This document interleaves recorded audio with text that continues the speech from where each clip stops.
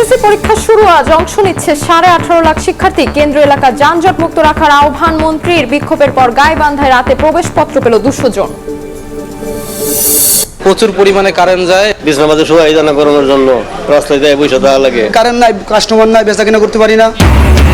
জ্বালানির অভাবে তীব্র হচ্ছে লোডশেডিং। বন্ধ প্রায় অর্ধশত বিদ্যুৎ কেন্দ্র। কয়লা কম থাকায় উৎপাদন অর্ধেকে নেমেছে দুটি কেন্দ্রের। সংকট বাড়ার শঙ্কা।